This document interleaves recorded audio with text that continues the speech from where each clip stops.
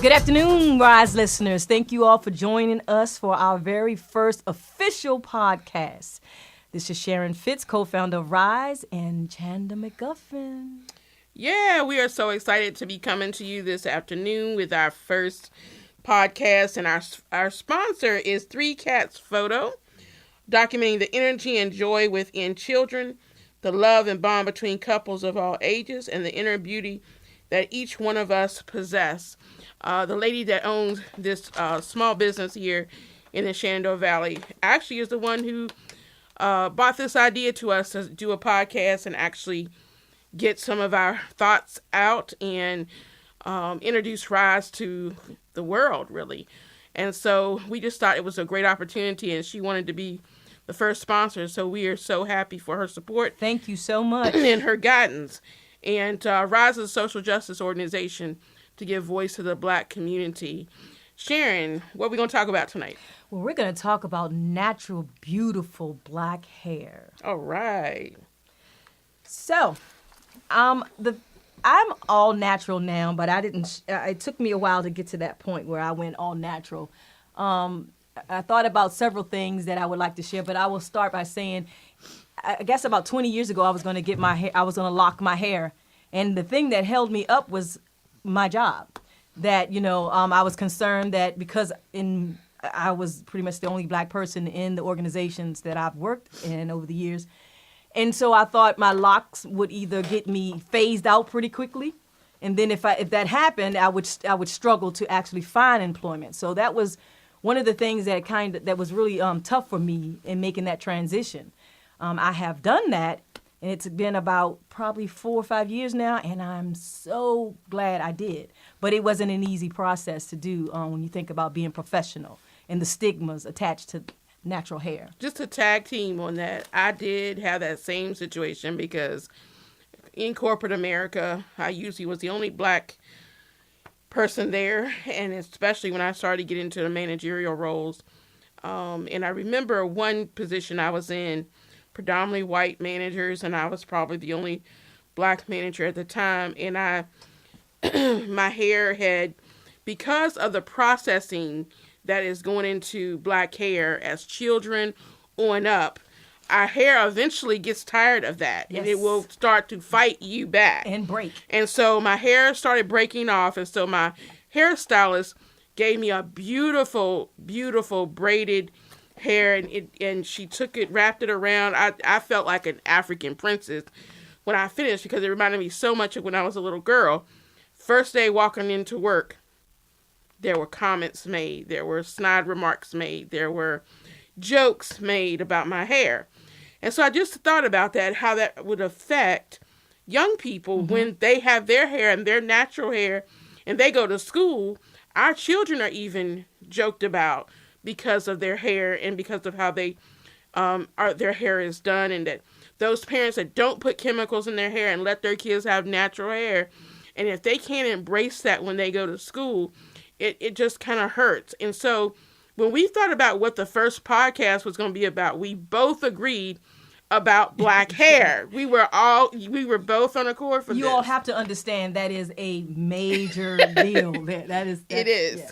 It's major for us because we immediately agree. we had no other topic but to start here, because Black hair crosses over every line initiatives that we have in Rise, whether it's education, whether it's wellness, health is huge, because our hair, going back to our natural state, and what our natural hair is us being healthy. For ourselves. So it crossed over wellness. It crossed over political action, because look at the people that are running for office now and how people are excited to see Black women in locks running, Black women with braids running, and how afros running for office, how they are identifying with the Black community because of their hair in the political arena.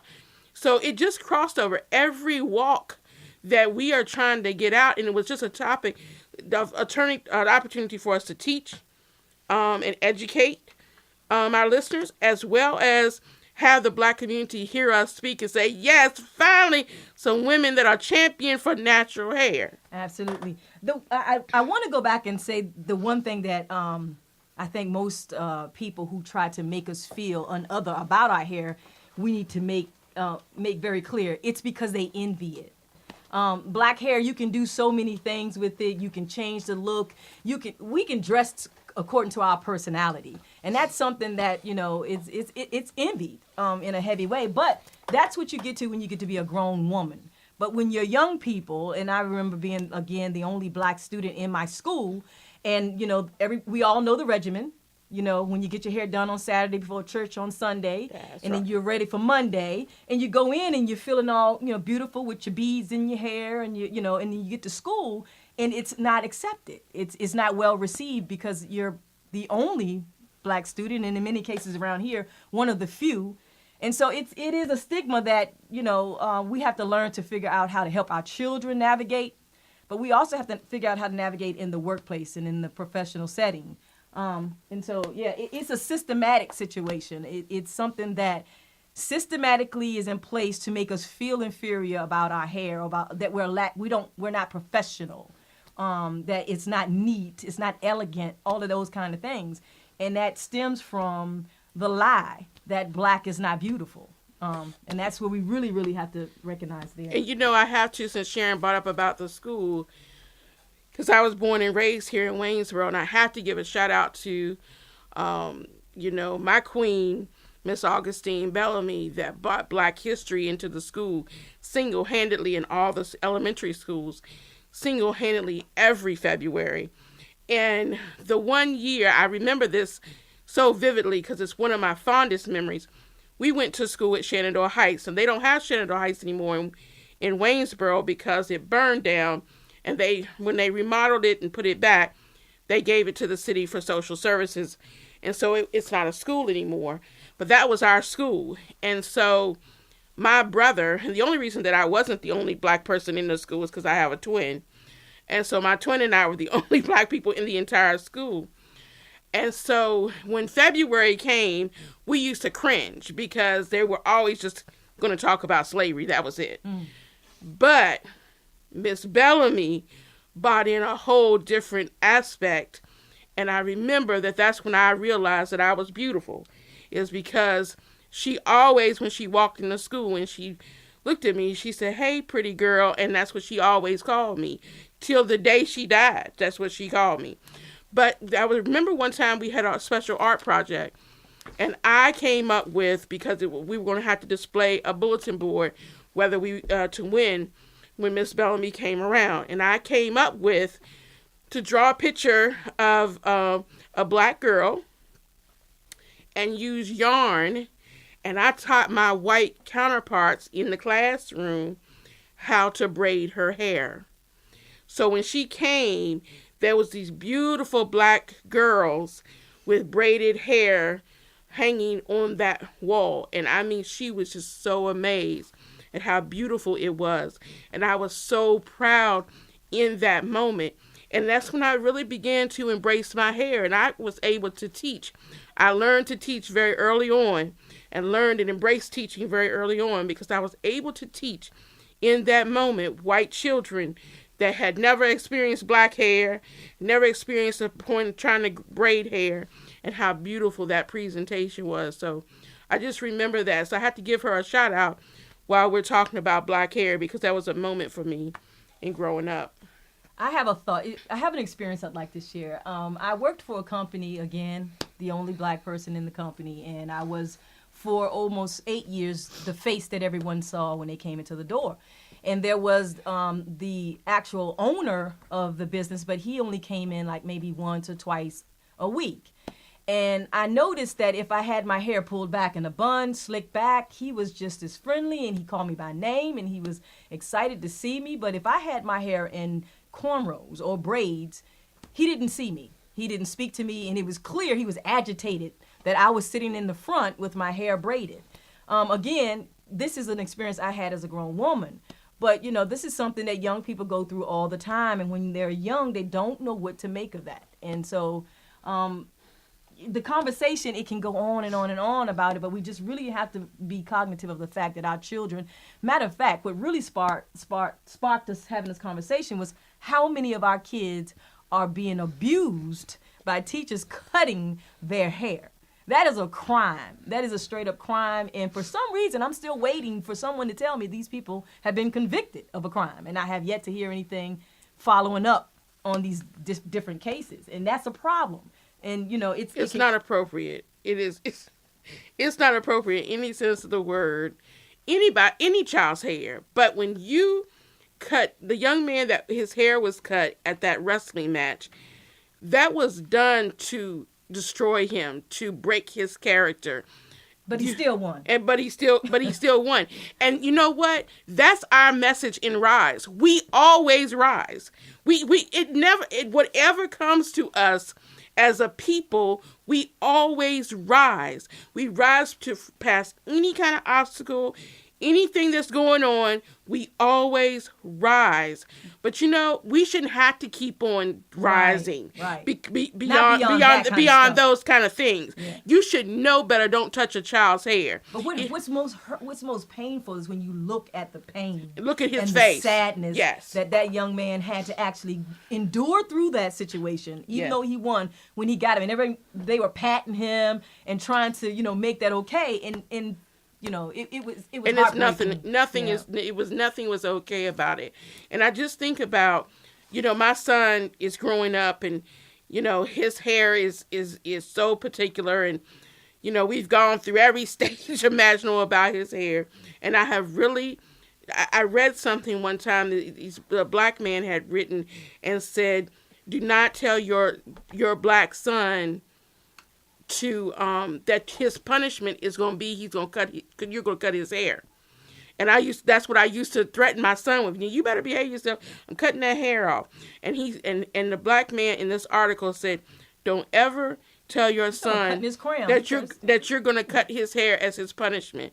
And so I took that immediately off the table after reading that, because my son is proud of his hair, and I want him to be. That's the thing. I want him to be proud.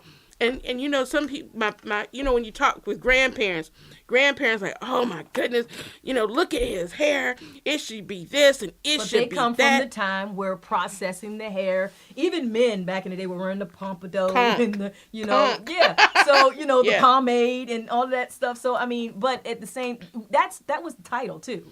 You know, our hair is our crown. That's right. And that's the thing. Our hair is our crown. And we have to embrace that about ourselves. And once we do, but that's the thing. You know, we always get, what are we accused of being arrogant? Yeah. And all of those things to make a negative impact on the pride that we carry.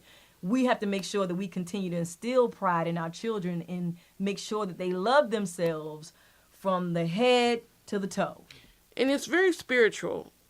Yes. I was talking with someone before. It's very spiritual, because as a little girl, that is one of your most bonding times, for your hair to be fixed by your grandmother, your auntie, your mother, you know, for you to have your hair fixed, because during those times is when you hear the stories of the family. Mm-hmm. You hear, you are beautiful, and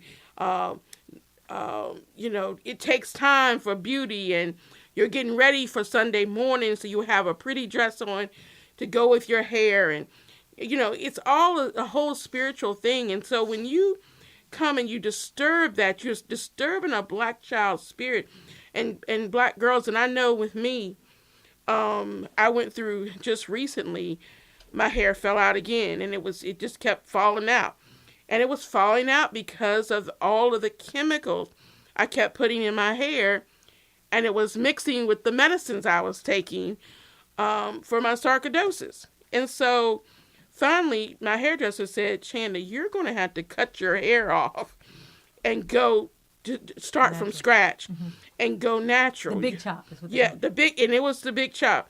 Well, you know, I didn't want to do that, because I had been so used to my hair and wanting my hair. And so I kind of struggled with that for the longest time. And then I got introduced to wigs, and I got to say, okay, I can hide my hair as it starts to grow out. But, you know, we all have gone through that. But it is something that's very spiritual about hair, and it's just like white women. They love their hair. Oh, they love to absolutely. wash their hair and all this, and they love for it to be shiny and it works right. Well, so do we. But we had to learn. We had to learn how to literally manage our hair without putting that crap in it. Right. I mean, really, it took me a long time because perming was easy. I could cut my hair short. I can perm it. I can, it was just what we call easy to manage. But it took me as I got into like the first point of where you're growing out and you can't figure out what to do with it. But when it gets some length to it and you've been dealing with it for a while and you learn your hair, I would never go back to perming my hair. I mean, it gets ruly, it gets on my nerves, it's tough to deal with sometimes, but I love my hair. And it took some time to get there, to really appreciate what my hair can do, because you hear people say all the time about black hairs, there's good hair and there's bad hair and all of that kind of craziness. But once you learn your hair, you find out it's not exactly as bad and tough as you thought it was. Yeah. So yeah, it's a lot to maintain in the hair, but you have to learn how to appreciate your whole self. It's not just your Yes. hair. You have to learn to love yourself, your whole self, and that takes some time when your whole life you've been taught or discouraged from loving yourself. So And that's why we chose that this topic would be our first topic to kind of talk about. I'm sure that you all would like to let us know what your thoughts are, and to add, I'm sure that there's a lot of natural hair folks out there who'd like to add. absolutely. Make comments when we post this. So much more we would have liked to have said in a certain way, but I mean, it's just such a big conversation to really be had. So we definitely welcome you all, chiming in and sending us a message and letting us know what your thoughts are, and we can keep the conversation going. And if you have podcast topics that you would like us to talk about or our views about, shoot us inboxes, and we'll talk about that for our next one. We'll do another one in March.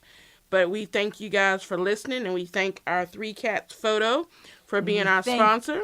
The baker, And we thank the baker for his production here. much obliged. So if you want his information, he will be glad to do anything for you that you need.